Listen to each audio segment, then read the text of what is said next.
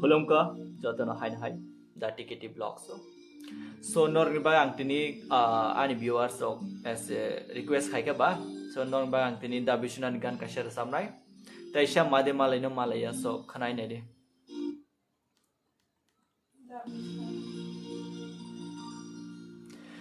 taisha made malai no malaya nang bai nog de nog lai no nog laya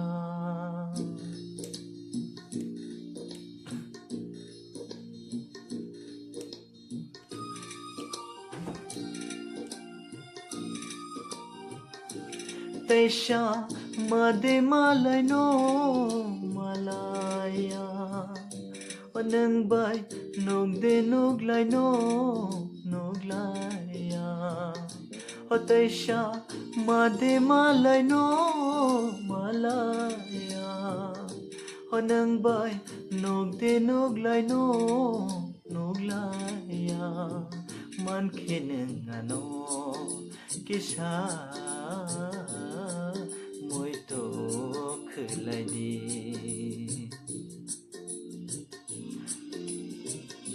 athya shag no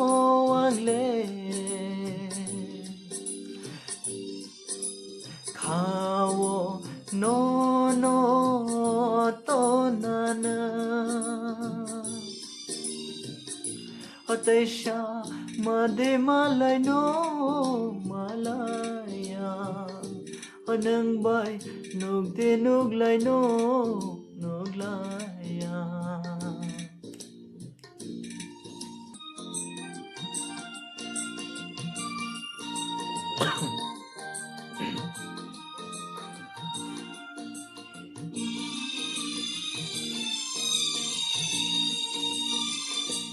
ho thuya ho kini hojla yang mate nai nai khamung angle no no thuya ho kini hojla yang mate nai nai khamung angle no no hakshal thangi bo buini yangi bo hakshal thangi bo buini yangi bo reke ui kokshana nai khamo taisha made malai no malaya nang bai nog de nog lai no nog laya taisha made malai no malaya nang bai nog de nog lai no nog laya man kheneng ano kisha moi to khulai di thya shang no angle khao no no to nana